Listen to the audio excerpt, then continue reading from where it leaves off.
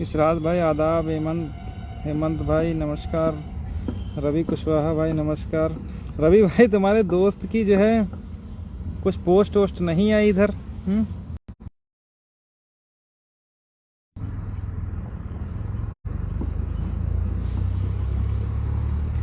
वीरेश अवनीश भाई नमस्कार।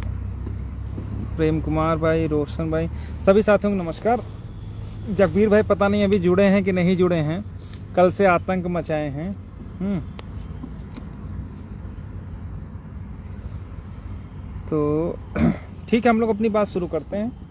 वैसे हमारा आज कोई लाइव आने का विचार था नहीं, लेकिन बहुत सारे साथी फ़ोन कर रहे थे कि भैया एक बार आकर के बात कर लीजिए, तो इसीलिए हम लोग आए हैं।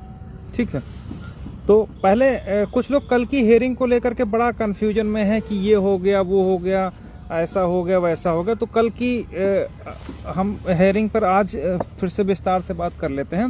देखिए, कल का दिन जैसा कि सबको पता था, कल का दिन अनरिजर्व अभ्यर्थियों के लिए दिया गया है। तो अनरिजर्व अभ्यर्थियों ने टोटल 15-20 मिनट मांगे थे। उसके सापेक्ष उन्होंने 1.25 घंटे बहस करी और फिर भी उनका आधा सबमिशन रह गया, ऐसा आशीष चतुर्वेदी साहब का कहना है। एक पैरा पढ़ना था, उस पैरा को पढ़ने के लिए कोर्ट उनको 10 मिनट दे रही थी, मुश्किल से 5-7 लाइनें होंगी। ठीक है, तो कहते साहब 5-10 मिनट में हम जो है 2-4 लाइनें नहीं पढ़ पाएंगे। मतलब कितना वो चीज़ों को घसीटते हैं, कितना वो चीज़ों को लपेटते हैं, उसका अंदाजा आप इसी से लगा लीजिए कि एक पैरा जो 3-4 लाइन का था उसको पढ़ने के लिए उनको 10 मिनट कम पड़ गए। ठीक है, और उन्होंने 15 मिनट मांगे थे। 15 मिनट के सापेक्ष उन्होंने लगभग 1 घंटा कल बहुत अच्छा भाषण दिया। पॉलिटिकल रूप से बहुत अच्छा भाषण था। जो लोग 10% EWS चाप रहे हैं, 15% आबादी होने के बावजूद 10% उधर रिजर्वेशन ले रहे हैं और 50% की वैकेंसी इधर ले रहे हैं, उसके बाद भी उनको लगता है कि उनके साथ अन्याय हो रहा। बस कुछ ऐसा ही भाषण वो कोर्ट में दिए जा रहे थे। ठीक है, तो भाषण के पर्पज से अगर देखा जाए तो भाषण उनका बहुत अच्छा था। जिस तरीके से अपने ही समाज के लोग पहले देते थे कि हम समाज के लिए ये कर देंगे। रवि निषाद भाई गुड आफ्टरनून। हम अपने समाज के लिए ये तीर मार देंगे, जब तक बहन को हाथ पे राखी बांध रहे हैं, जब तक इसको नियुक्ति पत्र नहीं मिलेगा तब तक हम लोग नहीं लेंगे। हमारा कोई साथी रहेगा तो लखनऊ में सैलाब आ जाएगा, फलाना फलाना, इस टाइप का। ठीक है, उसी टाइप के कुछ समाज वाला ही आर्गुमेंट कल आशीष चतुर्वेदी साहब कर रहे थे। ठीक है, पैसा लिया था तो समाज का वाला भाषण दे रहे थे। लेकिन हम लोगों को ये समझना होगा कि उस भाषण, कोर्ट भाषणों पर नहीं चलती है, कोर्ट एक्ट, रूल और कानून पे चलती है। ऐसा नहीं कि आशीष चतुर्वेदी साहब को कानून नहीं पता है, लेकिन कानून, जगबीर भाई नमस्कार, कानून ऐसा नहीं कि वहां पर उनको पता नहीं, हमसे 1000 गुना ज्यादा उनको कानून पता है। इसी वजह से तो वो कानून एक एक वर्ड को बहुत अच्छी तरीके से डिफाइन करने की कोशिश कर रहे थे। ये सारी बातें थी जो कल बहस उन्होंने शुरू की। जो बहस वो कर चुके थे, विकास श्रृंखला वाला, वो कई एनसीटी दिल्ली वाला, वो बार आदर पढ़ लीजिए, फलाना धमाका पढ़ना चाहिए था, जबकि कोर्ट उस पर कह चुकी थी। कल संदीप दीक्षित साहब का आर्गूमेंट था, सुदीप सेठ साहब का आर्गूमेंट था, गोदयाल मैडम का आर्गूमेंट था। इन सबने उस जजमेंट के विषय में स्पेसिफिक बता दिया था। वो जजमेंट दरअसल अगर मोटा मोटा देखा जाए तो वो जजमेंट जो है किसी रिक्रूटमेंट प्रोसेस का, रिजर्वेशन का मैटर ही नहीं है। वो एक एलिजिबिलिटी के लिए थी, तो उस पर कोर्ट ने उस पर फाइंडिंग दी थी, तो उसको किसी भी रिक्रूटमेंट प्रोसेस में शामिल नहीं किया जा सकता। इस पर वो काफ़ी डिटेल बहस करिए। जब उनके पास कुछ नहीं बचा, भाई अगर कोई व्यक्ति पैसा लेगा तो उसको कुछ ना कुछ काम करके भी दिखाना पड़ेगा, ऐसे तो हजम नहीं कर पाएंगे। जिसे प्रत्यावेदन के नाम पे लोगों ने लिया, बाद हम ये कह करके बच गए कि वो अधिकारियों ने मना कर दिया और थोड़ा पैसा हमारा डंप हो गया। जैसे उन्होंने 6 सितंबर को नियुक्ति पत्र दिवस मना लिया, उसके लिए 5-5 हज़ार, 8-8 हज़ार रुपये, लाखों रुपये लिया। उसके लिए उन्होंने फोटो खिंचवाया बाकायदा अलग अलग लोगों के यहाँ। तो कुछ न कुछ काम दिखाना पड़ता है। तो अब चतुर्वेदी जी ने पैसा चूंकि लिया है तो कुछ न कुछ काम दिखाना था। उस काम को दिखाने के लिए उनको कुछ न कुछ कोर्ट में बोलना था। अब कोर्ट में उन्होंने कोई 40 मिनट बहस की और 40 मिनट में बहुत बढ़िया इमोशनल ब्लैकमेल करी, क्योंकि उनको मालूम है कि सामने शुक्ला जी बैठे हैं, चतुर्वेदी जी बहस कर रहे हैं, ठीक है, तो शायद कुछ भाई दिल पसीज जाए कि अरे ये तो हमारे ही लड़के बच्चे हैं, इनको क्यों हम बाहर कर दें। तो उन्होंने बड़ा इमोशनल किया कि हम नहीं चाहते कि ये लोग बाहर हों या पूरा सिस्टम कोलैप्स हो जाए। और मुझे हंसी अपने ही समाज के उन लोगों पर आती है जो उनके बार बार पैर छूने जा रहे थे। ऐसे लोगों को तो जूतों से मारना चाहिए, उनको अपना जीजा बना ले रहे थे, ठीक है। तो हमको तो मालूम था इनकी नस्ल कैसी है, और अपनी नस्ल को बचाने के लिए चतुर्वेदी जी बहुत अच्छी बहस कर रहे थे, बहुत अच्छा भाषण दे रहे थे।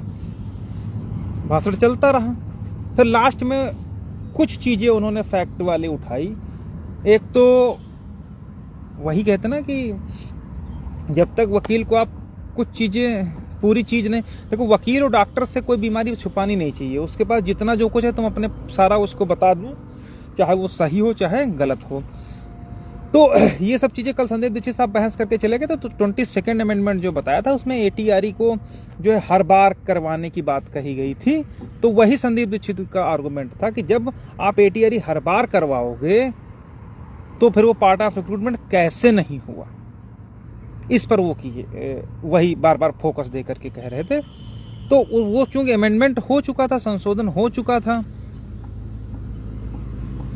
वहां पर संदीप दीक्षित साहब का है कि ये कभी संशोधित नहीं हुआ।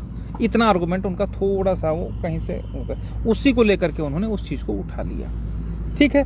लेकिन हमारे लिए राहत की बात है, चूंकि इन सब पर डिटेल्ड ऑब्जर्वेशन डबल बेंच कर चुकी है 40, 45, 60, 65 मुद्दे पर, तो इस मुद्दे पर हमें नहीं लगता कि कोई ज्यादा बहस करने की जरूरत है। इसीलिए कोर्ट बार बार कहते हैं आपको जो कुछ कहना है रिटर्न सबमिशन में आप कह दीजिए। भगवान दास भैया नमस्कार। तो लेकिन वो थे कि पीले पड़े थे। अब भाई मिश्रा जी हैं, शुक्ला जी हैं, सब एक ही बिरादरी के हैं, तो काहे नहीं सुनेंगे, तो बेचारे मजबूरी में सुनते रहे।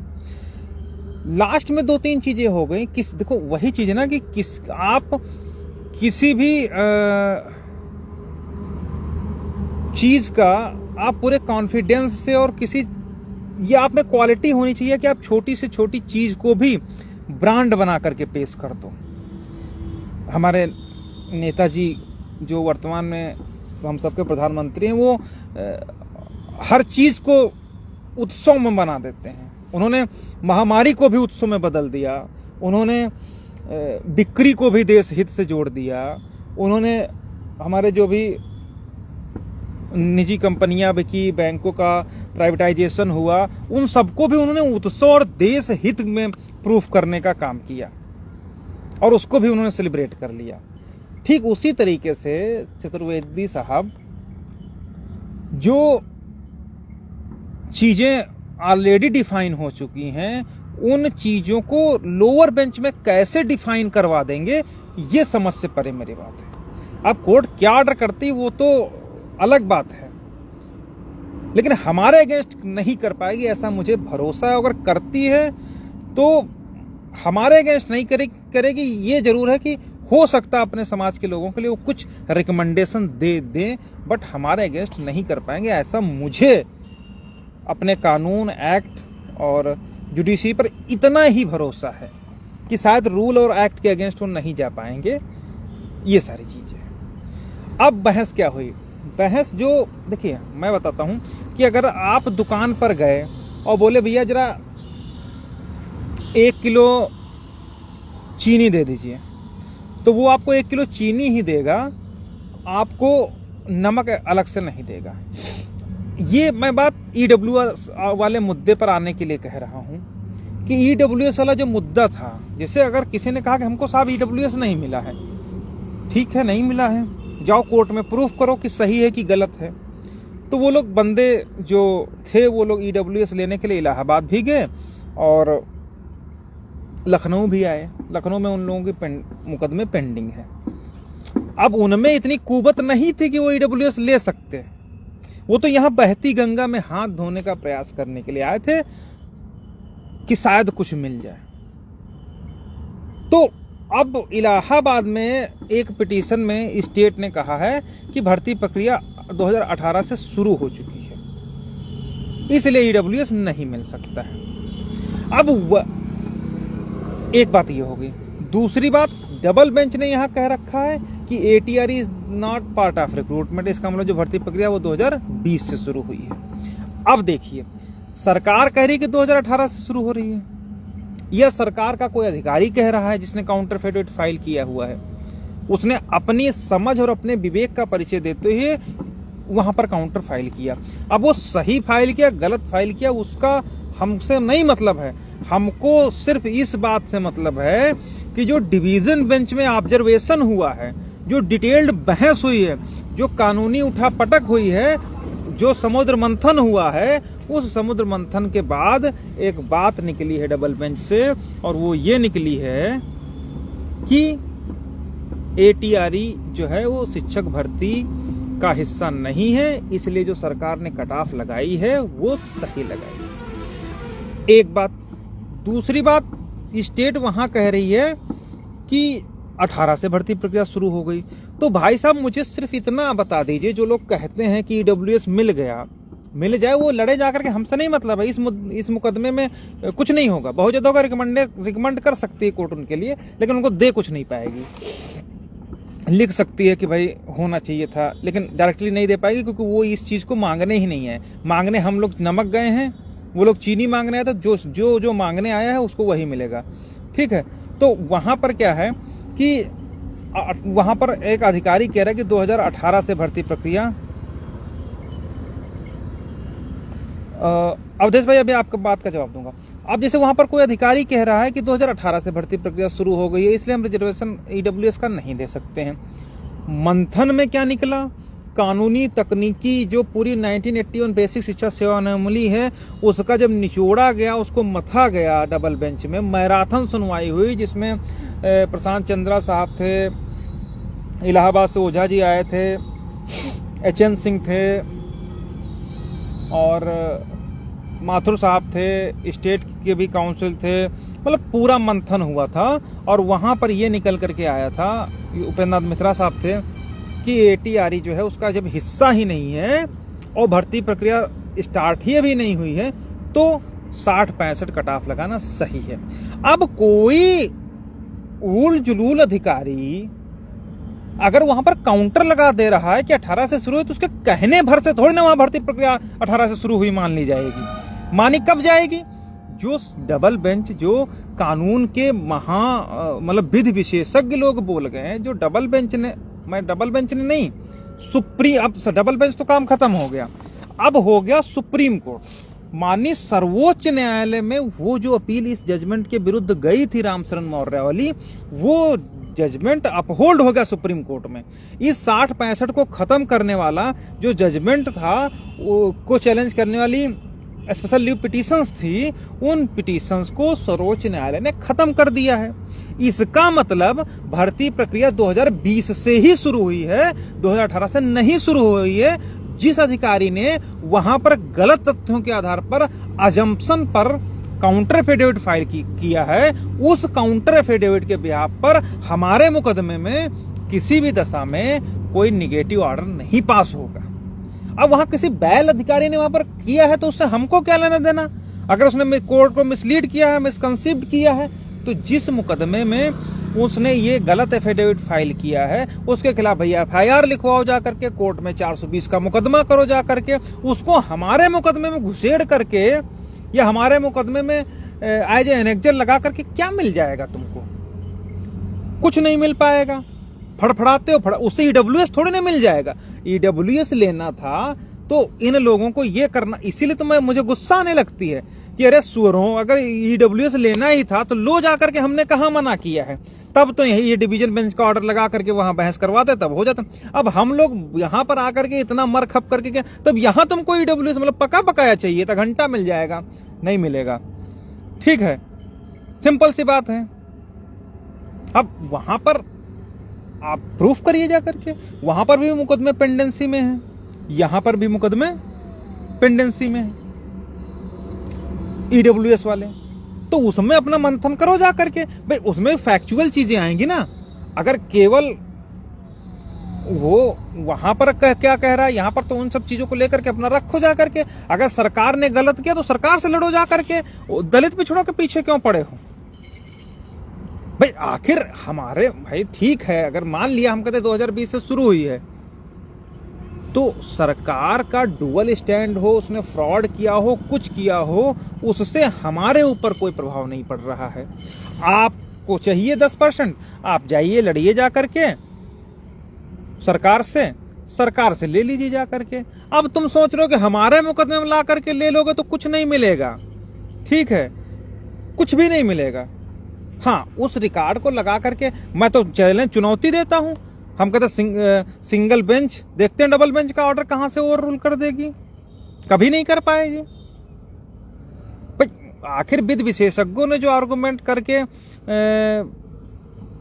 फाइंडिंग निकाल के लाए हैं कि not part of recruitment, game शुरू नहीं हुआ, उस चीज को कोई भी अधिकारी काट नहीं सकता है, वो बाउंड हो गया है उस चीज से। अब तुम अगर किसी अधिकारी ने वहां पर काउंटर फाइल कर दी तो काउंटर के बिहाफ पर क्या डबल बेंच का सुप्रीम कोर्ट का जजमेंट कट जाएगा? नहीं कटेगा, ठीक है। तो जो लोग ये चक्कर में थे कि वो ले गए, अरे ले कहां गए? जब वो मांगने ही उस चीज को नहीं है तो कहां से ले गए? जब मुकदमा भी यहां पर डबल वो आरक्षण का है, तो यहां पर जो चीज जो बहस हो रही उस पर हम लोग जाएंगे कि वहां पर करे जाएंगे? ऐसा तो है नहीं।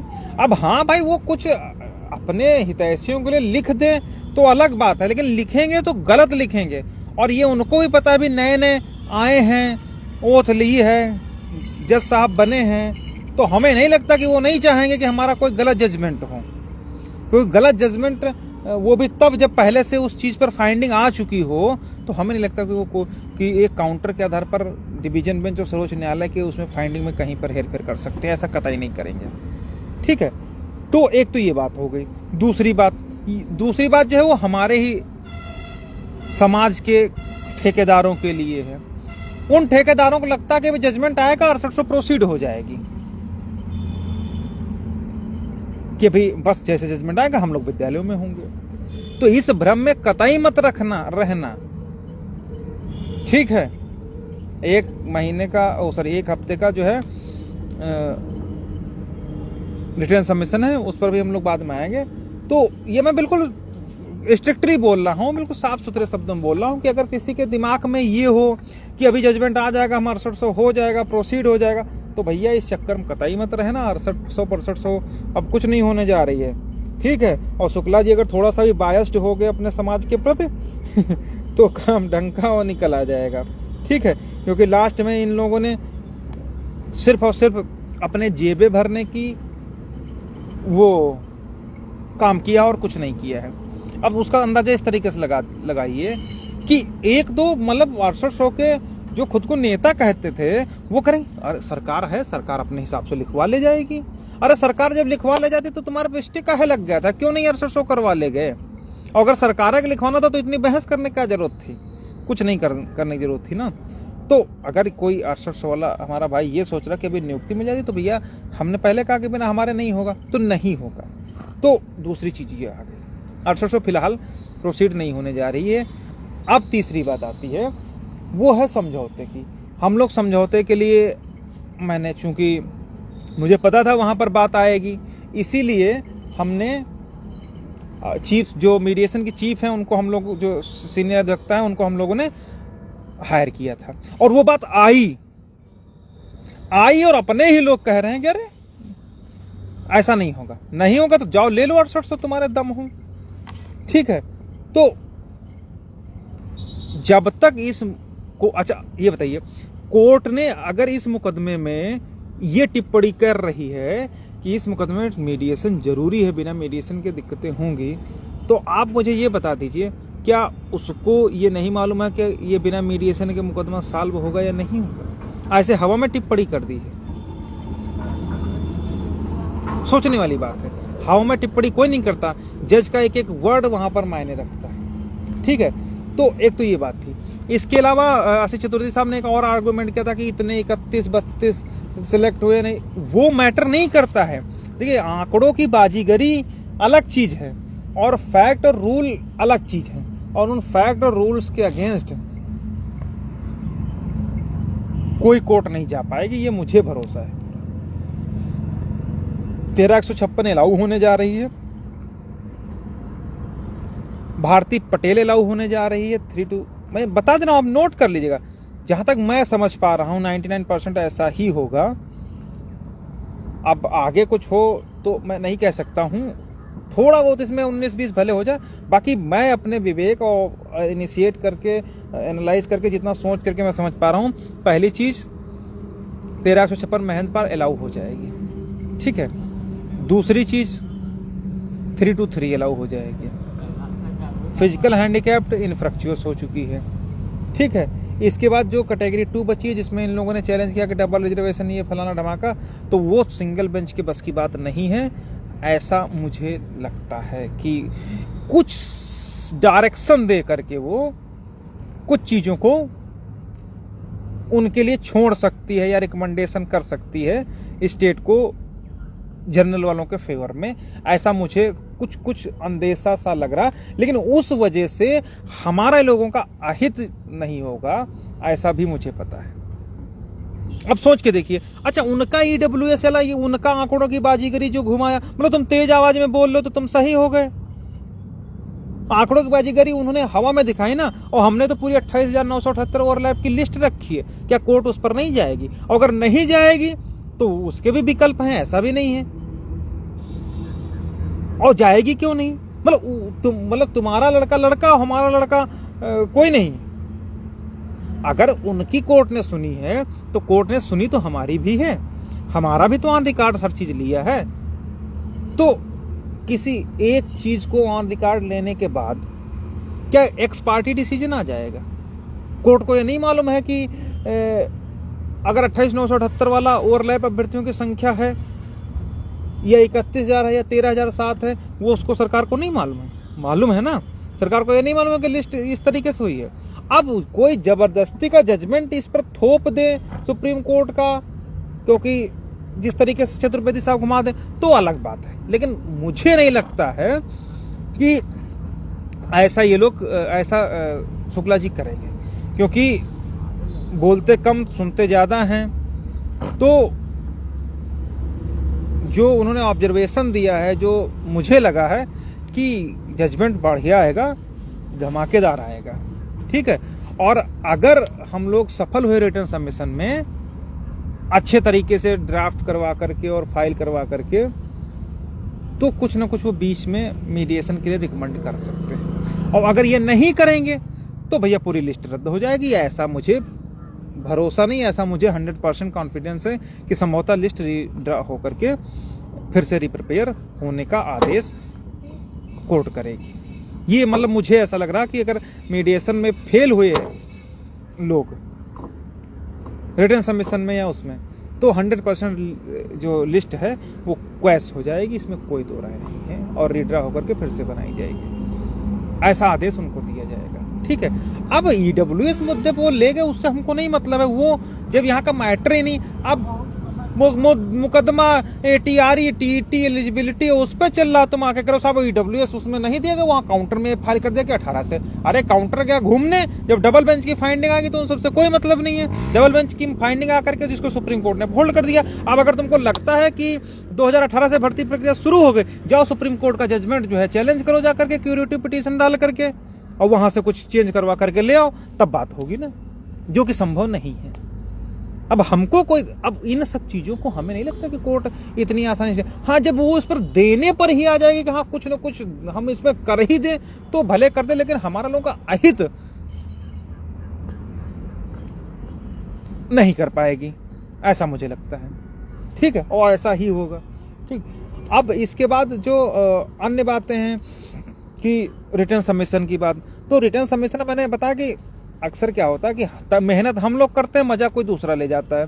अभी रिटर्न सबमिशन वो कंपाइलेशन हम लोग तैयार किए, पूरा मेहनत से तैयार किए, सब कुछ किए, भाई साहब दूसरे का ले गए, अच्छी बात है, उन्होंने बहस की, बहुत अच्छी बात है, मैं उसमें कोई बुरा नहीं मानता हूँ, लेकिन कम से कम अप्रिसिएट करना चाहिए था उन लोगों को। संदीप दीक्षित साहब पहले अपना कंपाइलेशन फाइनल किए, फिर उस पर बहस किए, उनका लगभग काम खत्म हो गया। उसके बाद उन्होंने हमारे सर से, राजीव सर से, हमारा रिटर्न आर्गूमेंट लिया। Return argument and submission both are different and also can be same, तो उन्होंने लिया। उसके बाद उन्होंने फिर एक कंपाइलेशन फाइल किया, मतलब एक मुकदमे में केवल एक ही कंपाइलेशन होता, लेकिन हमारा जो रिटर्न आर्गूमेंट था वो अच्छा था, तो उसको लेकर के संदीप दीक्षित साहब ने अपना एक नया कंपाइलेशन फाइल किया और उसी पर बहस की। उस बहस जब वो की उस पर, तो उनके चेहरे, उनके एक्सप्रेशन, उनकी आवाज में अजीब सा जो है तेज था, क्योंकि जब उनको माल मिल गया ना कि क्या बहस करनी, तो उस पर उन्होंने अच्छी तरीके से बहस कर दी। ठीक है, तो वो हमारा लोगों का ही तैयार किया हुआ था, उसमें अन्य लोगों की ने भी मेहनत करी थी, ऐसा नहीं था कि नहीं की थी, मैं किसी को कमतर नहीं मांगता हूँ, लेकिन आखिर अगर दोबारा कोई काउंसिल कंपाइलेशन तैयार करके उस पर बहस कर रहा, तो इसका मतलब है कि पहले से बेहतर चीज़ उसको मिली होगी बोलने के लिए और बहस करने के लिए। ठीक है, अब अगली चीज़ है कि रिटर्न सबमिशन 7 दिन में करना है। ठीक है, तो 7 दिन के अंदर हम लोग रिटर्न सबमिशन फाइल कर देंगे। रिटर्न सबमिशन एक्चुअली होता क्या है, जब इतना बड़ा बंच हो जहाँ पर 100 के लगभग मुकदमे हों, तो हर फाइल को पढ़ पाना संभव नहीं होता है। कुछ केसेस में खास करके उन पिटीशंस को तो कतई नहीं संभव हो पाता है जिनमें सीनियर अपीयर ना हुआ। भाई जूनियर तो पिटीशन तो हर सब जूनियर फाइल करते हैं, सीनियर तो उस पर बहस करता है। ठीक है, तो अब जिन जिन मुकदमों पर सीनियर एंगेज हुआ है उन फाइल्स को तो कोर्ट पढ़ेगी ही पढ़ेगी, इसमें कोई दो राय नहीं है। लेकिन जिन मुकदमों में जूनियर एंगेज होकर केवल टैगिंग वाला मैटर है, उनमें तो कोर्ट कभी नहीं पढ़ती है। ठीक है, इसीलिए कोर्ट रिटर्न सबमिशन मांग लेती है कि अगर भाई किसी को रिटर्न सबमिशन में कुछ कहना है, तो रिटर्न सबमिशन 10-15 पेज का होता है, ऑलमोस्ट 10-12 पेज का, तो कुछ चीज़ें तो उसमें कॉमन होती है, कब एडवर्टाइजमेंट आया, कब टीटी एटीआर क्या हुआ, तो उन सब चीज़ों को छोड़ करके लास्ट तक एक स्पेशल मतलब अपनी वो लिखी जाती है कि हाँ मुझे ऐसा लगता है कि ऐसा किया जाए, या मेरा ग्रीवांस क्या है, या मैं क्या चाहता हूँ इस मुकदमे में, वो सब चीज़ें उसमें लिख दी जाती हैं। तो वो चूँकि कम पेज का होता है, तो कम पेज का होने के कारण क्या होता है कि कोर्ट उसको ज़रूर पढ़ती है। तो इसीलिए हम लोग अपना रिटर्न सबमिशन तैयार करवाएंगे। ठीक है, और रिटर्न सबमिशन के लिए सर से भी बात हो गई, टाइम वो जैसे देते हैं वैसे हम लोग पहुँच जाएंगे। ठीक है, तो उसको सबमिशन जो भी मांगे हम लोगों की है, जो भी आर्गूमेंट हैं, जितना जो कुछ है वो, और जो इस मुकदमे का रास्ता निकल सकता है, वो सारी चीज़ें अपने रिटर्न सबमिशन में रखेंगे। और चूँकि 1 हफ्ते का टाइम दिया है कोर्ट ने, तो लास्ट डे ही हम लोग फाइल करेंगे। ठीक है, उससे पहले जिन जिन रिटर्न सबमिशन याचिकाओं में होना है वो लोग हम लोग थोड़ा उसमें, अभी जब मैं कल निकल रहा था तो हमारे काउंसिल ने यही कहा यार तुम्हारा मुकदमा आज रिजर्व हो गया, और जो थोड़ा बहुत पैसा बाकी था वो भी नहीं दे रहे हो, और भी, तो मुझे खुद अच्छा नहीं लगता कि मैं आप लोगों से कहूँ कि यार 10-5 हज़ार रुपये जो बाकी हो, लेकिन अब कोई अपना घर से तो लगा करके नहीं लड़ पाएगा, ये बिल्कुल शाश्वत सत्य है, इसमें कहीं से कोई दो राय नहीं है। तो रिटर्न सबमिशन में भी अच्छा खासा खर्चा आएगा जो सीनियर तैयार करेगा। ठीक है, तो उसके लिए हम लोगों ने बता ही दिया है कि जो भी सहयोग राशि है वो सब लोग भेज दे, और इतना तो लोग खा के निकल लेते हैं, कुछ पता नहीं। तो और सेम यही स्थिति होती है 6800 के साथ में। अगर मैं उन आपसे 300 मांगूंगा तो वो 3000 मांगते हैं, वो काम नहीं करवा पाते जो हम लोग इतने 60 उसमें करवा लेते हैं। वो लोग अगर हमें 500 कह दूं तो वो लोग 5000 मांगते हैं, लोग देते हैं और पूरी तरीके से देते हैं। लेकिन हमको, हमारी अंतरात्मा इन सब बातों को बहुत कचोटती है कि भाई आखिर क्या जरूरत, कोई 300 200 ये 400 रुपये इस तरीके का कहीं पर, मतलब सोच के देखिए कि इतना कम में अगर कोई कह रहा है तो आखिर जितना जेन्युइन होगा उतना ही तो कहेगा, अदरवाइज तो आज के दौर में तो 500 तो यूं ही निकल जाते हैं। ठीक है, तो ये सारी बातें हैं। जगबीर भाई कह रहे हैं कि क्या हमें डीबी जाने की जरूरत नहीं पड़ेगी। देखिए जगबीर भाई, अभी तो फिलहाल हम उस मुद्दे पर जा ही नहीं रहे, डीबी और ऐसा। ठीक है, इन सब से हमें कोई मतलब नहीं। हम अभी अपना रिटर्न सबमिशन देंगे, उस रिटर्न सबमिशन में इस भर्ती प्रक्रिया में क्या क्या रास्ते निकल सकते हैं, उन रास्तों को हम कोर्ट के समक्ष रखेंगे।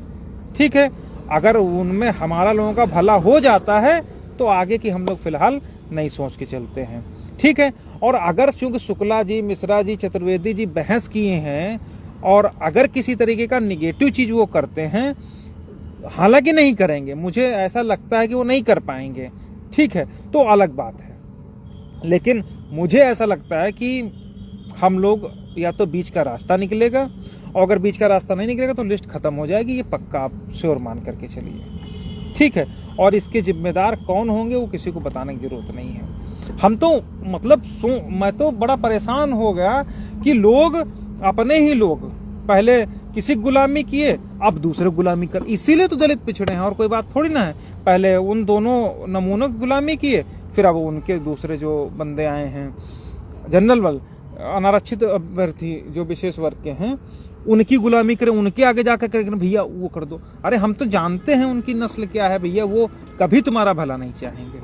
ठीक है, हाँ आप जा करके उनके सामने चाहे लेट जाओ, उससे कोई फर्क नहीं पड़ता है। ठीक है, तो ये सारी बातें हैं। जगबीर भाई पूछ रहे 13,156 अलाउ होने का क्या मतलब? 13,156 अलाउ होने का मतलब ये है कि जो रिजर्वेशन का नुकसान हुआ है उतना आपको पूरा किया जाएगा। अगर पूरा किया जाएगा तो जितने सीटों का नुकसान है वो आपका पूरा हो जाएगा, अलाउ हो जाएगा। ठीक है, और अगर पूरा नहीं करेंगे तो पूरी लिस्ट जो है रद्द कर देंगे, क्योंकि जो प्रेयर होती है वो कम से कम ऑलमोस्ट 3 से 5 प्रेयर तो रहती ही रहती है। ठीक है, तो पहली प्रेयर में हम लोगों ने कहा कि हमारा पूरा रिजर्वेशन किया जाए। दूसरी प्रेयर में हम लोगों का आर्गूमेंट है कि अगर लिस्ट गलत बनी है तो उस लिस्ट को रद्द किया जाए। और 1-2 पॉइंट और हैं, ठीक है, कि रिजर्वेशन के रूल 3631 का पालन किया जाए। और जो चौथा पॉइंट लिखा होता है उसमें लिखा होता है कि कोर्ट जो चाहे वो आदेश पारित कर दे। और 5वां पॉइंट उसमें आमतौर पर लिखा जाता है कि अवार्ड रिट विद कॉस्ट, यानी कि हमारे ऊपर जुर्माना भी लगाने के लिए कोर्ट स्वतंत्र रहती है। तो इनमें से कोई 1-2 प्रेयर उठा करके कोर्ट उसको कंसीडर कर देती है। ठीक है, तो ये बातें हैं। बाकी कल का जो बहस हुई है उसमें वो लोग अपनी बात रखे हैं, अब वो बात कोर्ट कहाँ तक कंसीडर करती है वो देखने लायक बात होगी। ठीक है, तो ये सब बातें थी। बाकी रिटर्न सबमिशन में हमारा सब कुछ रहेगा, कोई भी चीज़ छूटेगी नहीं। और चूंकि हम लोग हमेशा से सीनियर्स के साथ ही लड़ रहे हैं, दोनों मुद्दों पर, चाहे 6800 वाला मुद्दा हो उस पर भी हम लोग वो करेंगे। और इन सब जो पूरा एक डिटेल्ड सबमिशन तैयार करेंगे जिसमें कोई भी पॉइंट छूटेगा नहीं। और वो जो पॉइंट छूटेगा नहीं तो उसको कोर्ट जरूर पढ़ती है। खास करके जो सीनियर इंगेज रहे हैं उन सीनियर्स के द्वारा जो भी रिटर्न सबमिशन जाएगा, कोर्ट उसको 110% पढ़ेगी और उसी के आधार पर जो है निर्णय करेगी। अब निर्णय आर के बगैर बैग ने शुक्ला जी की स्क्रिप्ट पहले ही सरकार ने लिख दी है। देखिए ठीक है, अभी शुक्ला जी पर थोड़ा सा भरोसा मैं इसलिए कर रहा हूँ कि पहला भरोसा तो इसलिए है क्योंकि अभी आपने देखा होगा कि एक संशोधन वाला मैटर था, संशोधन वाला भी बहुत बड़ा बंच था, उसमें 50-60 पिटीशन थी। तो कहीं कहीं संशोधन वालों को किसी बीएस ने नौकरी दे दी थी, कहीं कहीं पर संशोधन वालों को बीएस ने नौकरी नहीं दी थी, और कहीं कहीं पर नौकरी दे दी थी फिर उनको बर्खास्त करके उनके खिलाफ सैलरी रिकवरी करने का आदेश जारी कर दिया था। तो इसका भी बहुत बड़ा बंच शुक्ला जी के पास ही था, और उस बंच में शुक्ला जी ने डायरेक्ट, अब उसमें तो सारे अभ्यर्थी थे, जनरल, ओबीसी, एससी सब थे। ठीक है, तो अब उसमें जितने भी बंच थे उस बंच में उन्होंने सरकार के जो ऑर्डर्स थे उन ऑर्डर्स को पूरी तरीके से रद्द कर दिया है। तो अगर वो वास्तव में उनके होते तो शायद उन ऑर्डर्स को जो सरकार ने जारी किए थे उन आदेशों को रद्द नहीं करते, बल्कि कह देते कि स्टेट ने जो डिसीजन लिया है आपकी अपॉइंटमेंट रद्द करने का या आपको नौकरी ना देने का वो सही है। लेकिन वहाँ पर उन्होंने लड़कों के फेवर में ऑर्डर किया। तो हमें ऐसा लगता है कि अभी चूंकि नए नए हैं, 2 साल का प्रोविजनल पीरियड भी है, और ये भी इनके दिमाग में, देखिए जब सिंगल बेंच इसलिए अच्छा जजमेंट पास करती है क्योंकि उसको लगता है कि उसके आगे पिताजी बैठे हुए हैं, कि अगर कुछ गलत कर देंगे तो ऊपरी कोर्ट में पलट जाएगा। अब जैसे हमारे ऊपर कोई है, हम कोई गलत काम करने लगेंगे तो हमको लगा यार पिताजी आएंगे डांटेंगे कि तुम बताओ कोई गलत चीज है ना, ये क्यों कर रहे हो। ठीक उसी तरीके से उनको लगता है कि अगर हम सिंगल कोर्ट से कोई ऐसा गलत ऑर्डर पास कर देंगे तो आगे की भी कोर्टें हैं, चाहे डिवीजन बेंच हो चाहे सर्वोच्च न्यायालय, ये मैं एक उदाहरण के रूप में बता रहा हूं, तो उनको जब इसलिए सब सिंगल बेंच डिसाइड करती है तो वो मैटर को पूरी तरीके से अपने कॉन्शसनेस का यूज करते हुए अच्छे से डिसाइड करती है कि कोई चीज छूटने ना पाए और अकॉर्डिंग टू लॉ है, कोई बायस्ड चीज उसमें से निकल करके ना आए, कोई ये ना लगे कि हाँ इन्होंने किसी व्यक्ति विशेष को लाभ पहुंचाने की दृष्टि से ये चीज कर दिया है, क्योंकि आगे की कोर्ट में वो खारिज हो सकता है। इसलिए जो सिंगल बेंच होती है वो सभी पक्षों को डिटेल से सुनने के बाद, कंसीडर करने के बाद फिर अपने विवेक का प्रयोग करते हुए जो उसके हिसाब से कानूनी तौर पर सही रहता है उसका जो है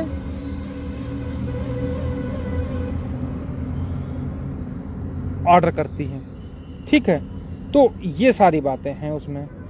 अब अभी तो हम लोग अब सरकार ने गलत किया, चाहे कि हमारे मुद्दे पर हो चाहे ईडब्ल्यूएस मुद्दे पर, तो उसमें ये लोग गलत लड़ाई लड़ रहे हैं और जब तक ये गलत लड़ाई लड़ेंगे इनको कुछ हासिल नहीं होगा, ये मुझे पूरा भरोसा है। ठीक है, इन लोगों को लड़ना था तो अपने मुद्दे पर लड़ते, हमारे मुद्दे से लड़ने का कोई मतलब नहीं है।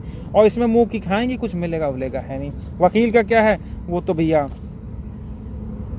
रस्सी को सांप और तिल को ताड़ बनाने का ही पैसा लेते हैं। ठीक है, तो ये बातें हैं।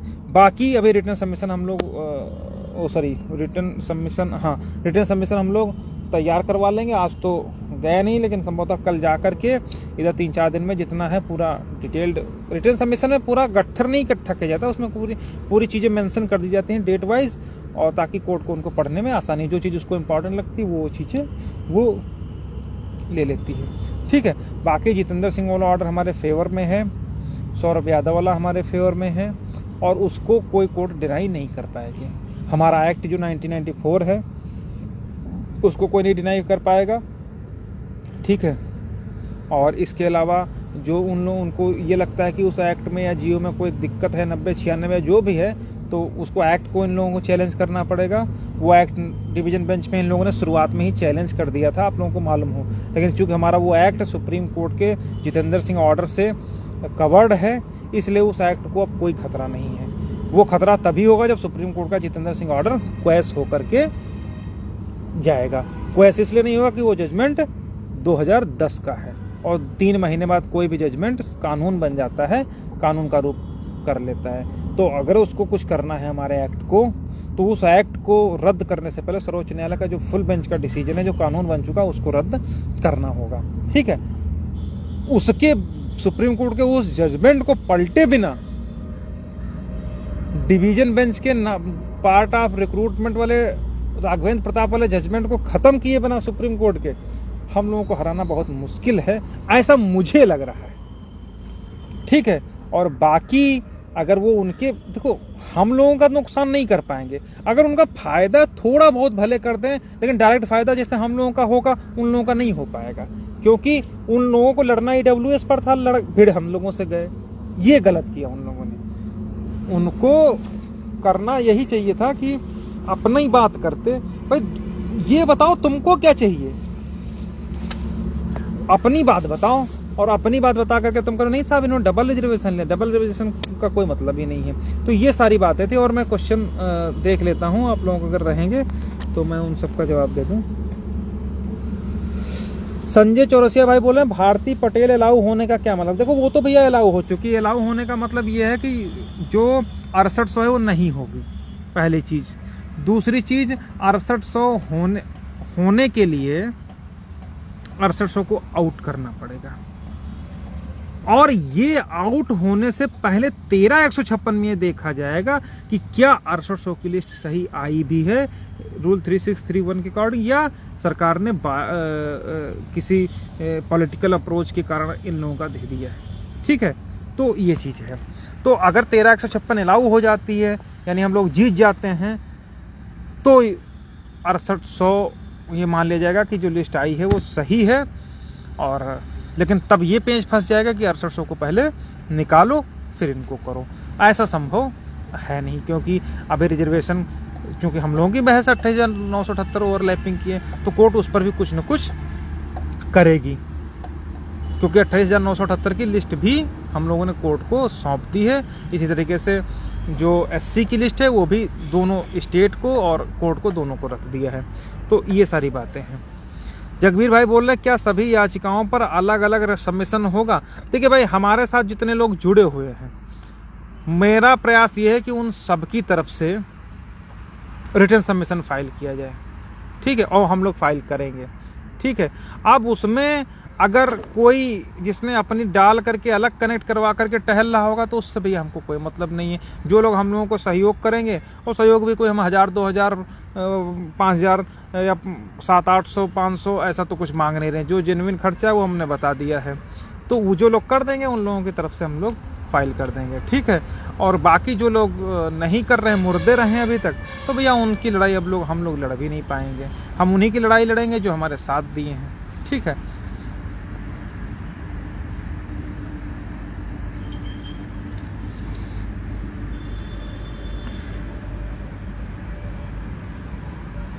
हाँ देखो, शगुन अम्बेडकर शर्मा, देखिए इनका भी कमेंट आया कि आपकी तरफ से इतना मोटा प्रूफ दिया गया है 28,000 ओवरलैपिंग। वही मैं बता रहा हूँ कि भाई कोर्ट आखिर, जैसे उनको तुम लोग कल से परेशान होगे कि जनरल फलाना ढमाका, अरे यार ये भी सोचो कि क्या एक ही पार्टी को सुन करके कोर्ट दे देगी? भाई आखिर हमारा भी तो 28,000 और 67.11 का ओवरलैपिंग वाला है। हमारे पास 0.38 में लिखा है कि कैसे 20,000 का अभ्यर्थी समाहित हो सकते हैं।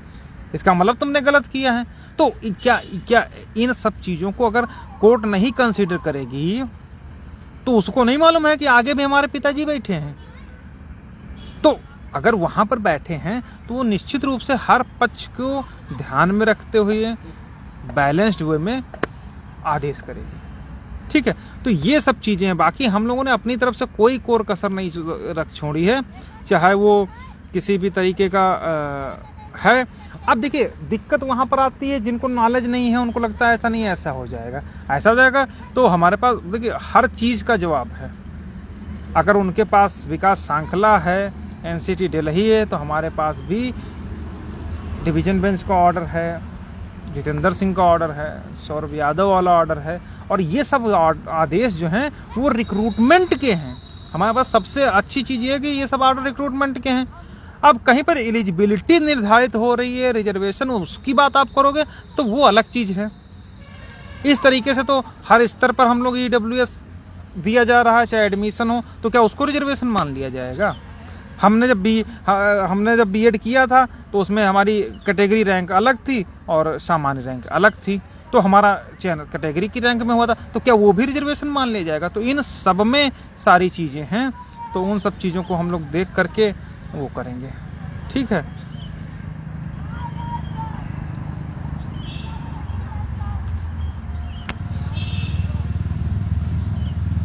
और तो एक कोई पूछ रहा ऑर्डर कब तक आ सकता है? देखिए अभी 1 हफ्ते तक तो रिटर्न सबमिशन ही हम लोगों का देना है, और जिस तेजी में शुक्ला जी हमको लगता है कि अगले हफ्ते के लास्ट तक ऑर्डर वो डिलीवर्ड भी कर सकते हैं, ठीक है विकास भाई। क्योंकि ऐसा ना कि इतना बड़ा बंच था, तो हमें ऐसा लग रहा है कि शायद Shukla ji day by day सुनवाई करते हुए डे बाय डे का ऑर्डर भी लिखते चले जा रहे हैं कि हाँ फलाने ने क्या बहस की, धमाके ने क्या कही, और फिर लास्ट में उसका कंक्लूजन वो लिख देंगे। क्योंकि पूरा गट्ठर अगर एक साथ रखते हैं तो उस पूरे गट्ठर में बहुत सारी चीज़ें छूट जाती, लेकिन जिस तरीके से वो चीज़ों को सुन रहे हैं, बात कर रहे हैं, उस तरीके से हमको लग रहा है कि वो डे बाय डे सुनवाई का जो आदेश है वो भी लिखवाते जा रहे हैं। तो सबका आर्गुमेंट पूरा हो गया, आप केवल रिटर्न सबमिशन देख करके वो फाइनल में वो कर देंगे, बस कंक्लूड कर देंगे कि हाँ इसमें हम क्या क्या अलाउ कर रहे हैं, क्या क्या क्वेश्चन कर रहे हैं, ठीक है। एक लोग पूछ रहे हैं आर्टिकल 226 के, आर्टिकल 226 के तहत जब हमारे मौलिक अधिकारों का हनन होता है तो उसके तहत हम उच्च न्यायालय में अपनी बात कहने के लिए जा सकते हैं, और माननीय उच्च न्यायालय हमारे मूल अधिकारियों की रक्षा करेगा, जैसे कि यहाँ पर रिजर्वेशन की वो है, तो वो आर्टिकल 226 है।